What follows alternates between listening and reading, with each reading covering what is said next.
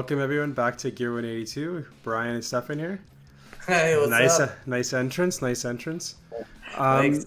Today we're going back to talking about gear. The last couple of videos we were just talking about what was going on with in the land of blank. So there's a lot of stuff that's obviously happened since. But we do want to go back to talking about guitars and stuff. And What? Okay. I know, going back to our roots. So the guitar that we wrote, we wanted to talk about was today was the guitar Tom used in the latest music video Edging, and it was his, I guess, call it, what is it? It would just be the Boxcar Racer 335, right? That's what. Yeah. That's what everybody kind of, I think, calls it now. So. Right. It's pretty cool. I think he got, in early 2002, early to mid 2002, he got two of these. Right at Guitar Center, as the story goes, he's went to Guitar Center to pick them up. The straps were just too small, a little bit too heavy because he wore them really low. So switching to a Gibson semi-hollow body was something that I think he wanted. For a guy that's 6'4", I think it fits pretty good. Yeah. And the rumor is that he got them at, I think, Guitar Center in Nashville. And it was like on tour or something. And whose idea was it to put a really hot pickup into a hollow body design, Stefan? Jerry Finn. Right. So you got the Jerry. So having originally, it was, this a regular 335 Cherry. The only thing that was, or the biggest thing that was changed on it was the pickup. He took the stock pickup for the bridge, and it was originally an Invader pickup. So it was an Invader, not originally as in stock to the guitar. It probably had a 490R pickup or a 57 Classic or something. But it was changed to an Invader during the Boxcar days, and then when his signature model came out, he had to switch to the Dirty Fingers because if you remember from one of our podcasts that Gibson was not happy with a signature model with an Invader in there. They didn't want to have a Seymour Duncan pickup that kids would go buy and not give Gibson money. So they were trying to think of what's a hot pickup that we can give Tom and we can sell to the kids. So they bring back the Dirty Fingers pickup from the 80s. But there's one difference. The difference is it now has gold lettering on it that says Dirty Fingers. And the reason is advertising. They wanted it. That what pickup that is. Yeah, smart on their part, right? Is that the only Gibson pickup that has a logo on it, or at least one of them, anyways. Yeah. I mean, there's logos on the back of a lot of Gibson pickups. Like PAFs have a sticker on the back, but not only does it have the gold lettering, but it has the dual rolls of pole pieces, like you could adjust with a straight head screwdriver. And that's one way to tell. And Gibson was hoping, they didn't have plans for the Epiphone at this time. They were only thinking, we may release a short run artist collection, but what are the kids going to buy? The kids are just going to want to buy a pickup. And so I want to be like Tom. I want to buy this pickup. So they were put Dirty Fingers on it. That'll be something that people can buy from Gibson. And it's really taken off since. You see it in a lot of guitars. You've heard about the Dirty Fingers Plus that's in that 335 Studio. Mm-hmm. Some of them say Dirty Fingers Plus. Some of them just have that metal housing around the pickup. Yeah. But it was a really cool time. You're probably wondering why, and I think I have a closer shot on one of your pictures, but you're probably wondering where's the writing? You're talking about the writing. It's not on this pickup. We believe these were early prototype pickups for the Dirty Fingers. We originally thought that they were 80s versions of the pickup, because if you read a Guitar World magazine, Tom's talking about, we got this 80s pickup, it's overdriven, blah, blah, blah. But man, I mean, this sounds really geeky, but when I was holding this guitar, I looked at the tape around the pickup, and it had modern tape on it. Yeah. It didn't have the vintage style tape. So I knew right away this was a newer pickup. So it's me guessing, because they don't sell a Dirty Fingers without the logo, but it makes me think it was a prototype pickup, and he had this in his red boxcar and the first 4 Gibson brown and cream stripes. Yeah. So The guy that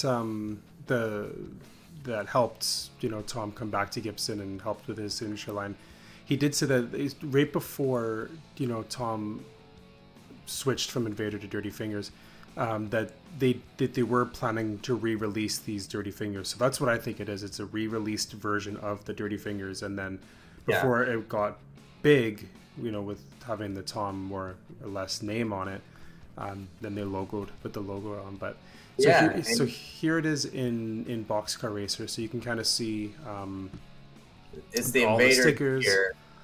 And Invader has around 15 ohms. A Dirty Fingers is around 16, but don't get too excited thinking the Dirty Fingers is hotter. It varies. The thing that I like to think that the difference in the 2 pickups is the Invader is more of a tight, crunchy sound, and then the Dirty Fingers, as you know, is a little more overdriven. It's a little more wild, and it just almost is dirty. I mean, it does sound a little dirty, a little muddy, but in a good way with a hollow body guitar. It's like the airiness of the hollow body really lifts that sound up. And I really think that a DF sounds better in a hollow body than an Invader personally, but I do too. Yeah, I personally do too. Yeah, I remember too when these first came out, I went and I got the Dirty Fingers and put it in it was like a no-name 335 red, and I just thought it was the coolest thing ever having it.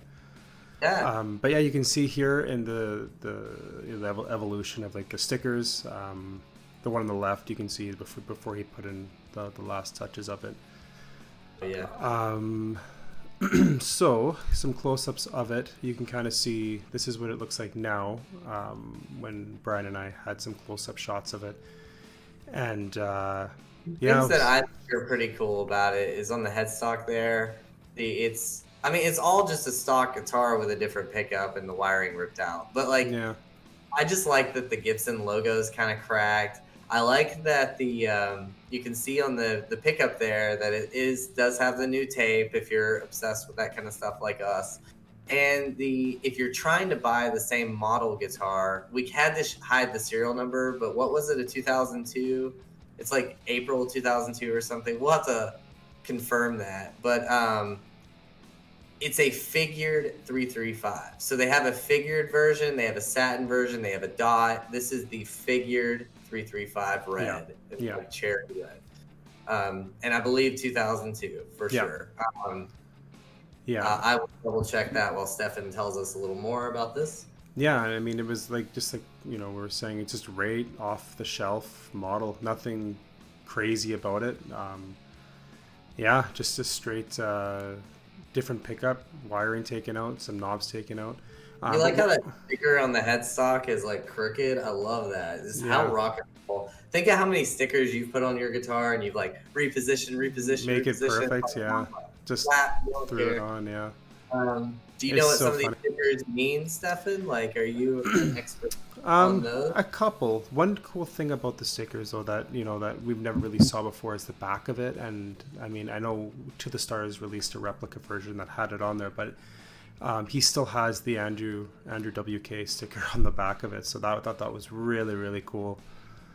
Another thing is, you can kind of see the old version, what it looked like with all of the stickers on it, and what it looks like now. And then we just grabbed a picture of edging, but it's cool kind of to see what he's taken the pink one there that has profanity on it off, and he's taken the transplant sticker off. And I just wanted this because, this video is probably going to live on the internet forever. So I wanted to go confirm when this guitar was made because I love knowing when these guitars were made. It was actually made in September 2001. So if you're looking for the exact year, month, and you want to get a figured 335, September 2001. That's it, yeah. On this one. I mean, there's a second red one as well, but that's the date.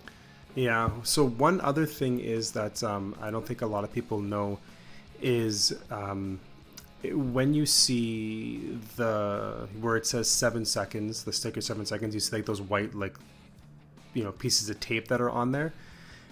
Before he put on all the stickers, he had the F word in masking tape on it, just like his second one that he had as his backup 335 that we'll show in a second. But this one also had the F word taped on there, and he just put stickers over top. So I don't know, I thought that was kind of cool that they both kind of started off having the F word, and this one just evolved and having all of the other stickers, and this is what the other one look like. And we gotta mention that it does have one knob like his signature model. He's not using the neck pickup. The switch is gone.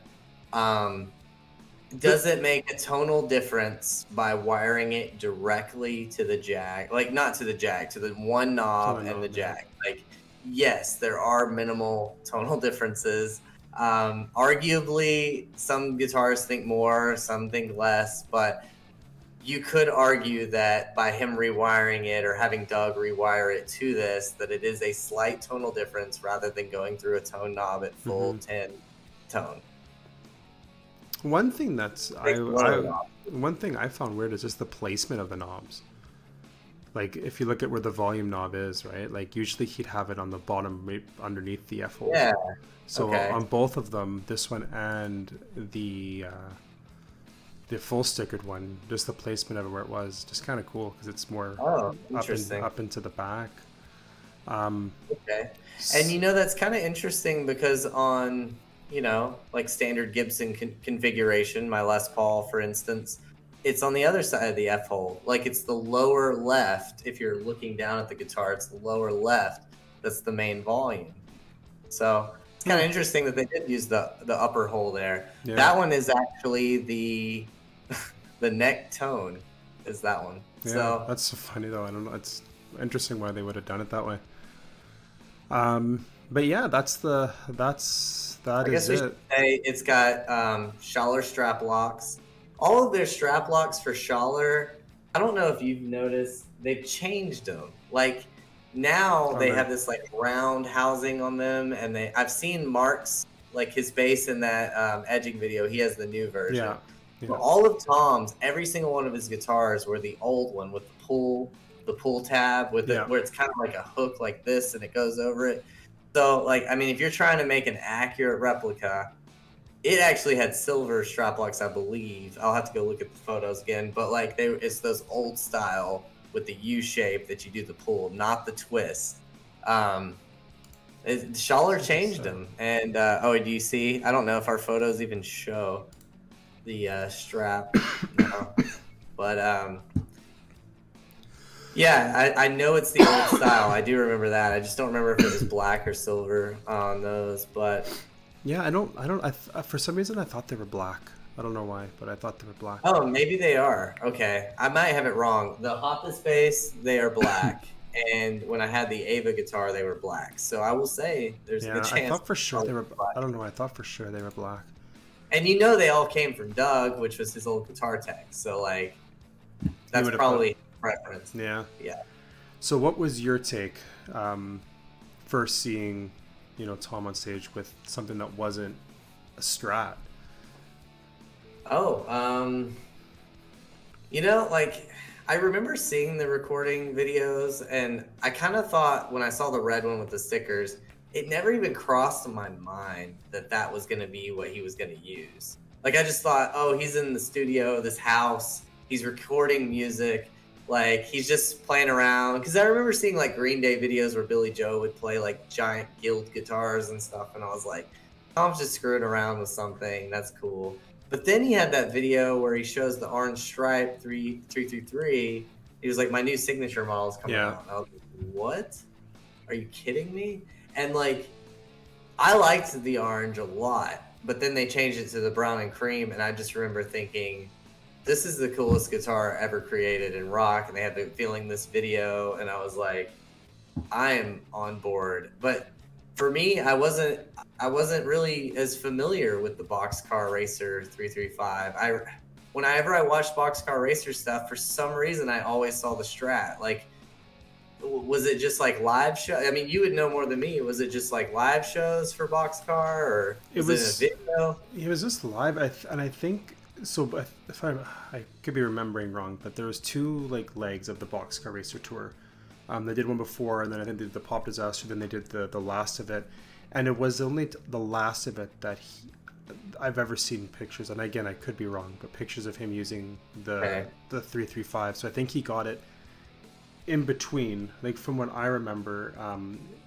When I was talking to the guy from the Gibson factory guy, he said that it was that he got it during the first to mid of 2002. So that does then line up that it was on the second leg, because I think on the first he had his blacks, I feel so, like a Strat and Padre for the main part of the first leg of the Boxcar, and then they had the Pop Disaster. Then after that is when he started using the 335s, because even in the Riding in Vans documentary and the extras where it was like Mark, Tom, and Chris from Cut You Up were like we're talking about one of their live performances, and Chris says, "Oh yeah, I really like this Strat here," and he's like, "Oh, I don't really use Strats now. I've just switched over to the 335s." And he's like, "What, really? When did this happen?" He's like, "Oh, just recently." So it was pretty recent. Like it must have been during that time that it happened. So he must have, during some off time went and picked it up. Yeah. And you'll hear me say 335 more than 333, just because 333 is a variation of the 335. I mean, the iconic guitar from Gibson is the 335, the ES-335, that stands for Electric Spanish, if you didn't know that. A Spanish guitar that B.B. King made famous, right? Yeah. So it's pretty cool with Lucille, and to have somebody like Tom play it with an overdriven pickup is really cool. Stefan knows way more about Boxcar. I wasn't as into Boxcar, but I was a plus 44 guy. Imagine that. But I'm learning about them now a lot more. I was definitely hardcore into Blink though, and it's cool learning a lot about this history. Yeah, I mean, when I first saw, like, or first really noticed was the duet. Remember MTV had like Blink when you do duets, and it was that guy that did the drumming. Do you remember that? Yeah. So they had two drum kits in the house, and I do remember he played that 335, the red one. Yeah, for Stay Together for the Kids. So that's when I was like, man, this is crazy. And then obviously the evolution to the 333. So I just still for some reason I was just like, oh, he's just screwing around with stuff. That's the house studio. Like, this isn't like his guitar. It's a very different guitar to go to. Like going from like a Strat to like a Jazzmaster or a Jaguar or whatever. Like, okay, yeah, but to go from a Strat to 335, it's like, and nobody was really, nobody famous was really going from, I think that type of variation. So it's really cool to see. And then it's a semi-hollow body design. It's got a center block down the center, so it's not like a fully hollow guitar like an acoustic. It's not going to sound as good as an acoustic, but you still can have some acoustic tones, some airiness, some fuller tones when you hit the guitar. A lot of times people have trouble with feedback with these guitars because they're so airy, but like it's got this center block that goes down that's supposed to make the tone a little tighter than like when you hit an acoustic and it's just like, whoa, like it's supposed to be just like a little less expressive, if that makes sense. Didn't they fill the earlier models anyways? Didn't they fill them with something? Didn't Doug say that they filled them with styrofoam, or what do they? Maybe not styrofoam, but they filled them with something, didn't they? Yeah, he said that they put a lot of styrofoam in there to prevent feedback. And when I had Tom's Gibson, I saw a little in there, but maybe it was because certain ones were feeding back more than others. So yeah, it could have been. And like, there's lots of variations of the 335. Like one that comes to mind for me, an iconic one, is in Back to the Future, number 1. He plays the Gibson ES-345, the red one. Yeah. And like Marty McFly is playing it to save his parents, and he plays Johnny Good. Man, like these guitars are rock and roll. They can be used for all types of things. And if you didn't want to put a Dirty Fingers in it and you put something like a 57 Classic, Dave Grohl uses burst buckers in his. And it's just such a popular wide range guitar. And sometimes you see him with the tremolo, the Bigsby or what they call it. Yeah. And you can just get such different looks on these. So for Tom to venture into hollow bodies, I think he kind of fell in love with that design, because even now where he's like experimenting with new guitars, he's still like, I want the hollow body. I want a larger guitar.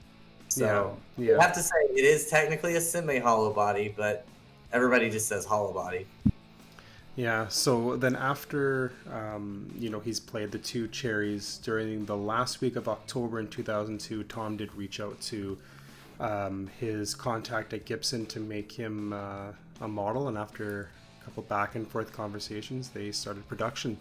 So it's kind of cool how it all. And we'll have a whole video about the history of that model, but like just to touch on it, it's just it all started with this figured 335 cherry that he still loves today. He still uses it. It was crazy to think that was the guitar he busted out for Blink's return. But you know why he used it in edging? Like a lot of people are like, well, it's because he's trying to, let the fans know he loves Boxcar. No, it's because I had heard that it was Mark that wanted a theme of colors. Travis's kit was like what, red and white? Yeah. And Mark saying, let's have a black, white, and red theme. Yeah. And Mark grabbed that bass that's like black and white, and Tom had his only red guitar is this one, so it just worked out. Is that true? That's what I read. That's what I heard too. So it makes sense. I mean, it makes sense, right? It looks good. Yeah, and it's very coordinated, matches the drum. It looks good. It's kind of matches that carnival theme. So it was just info that Mark had passed along, and we were all like, oh man, we were thinking like Tom was like, hey guys, I remember Boxcar, but it's actually just, hey guys, let's match this color theme. Yeah. No, it worked. Yeah. Well, that's I think that wraps up for this. Anything you want to add before we end it off? No, take us home. All right. Well, guys, again, thank you so much. Like, share, subscribe, all that fun stuff. Please share it with all your friends. We're trying to get up to 500 for subs for YouTube, so we'd really appreciate any support. And you just have a Yoda Lego sitting there. Oh my god! With the cane. Amazing. Well, at least it's from Empire. All right, guys. Bye. Bye for now.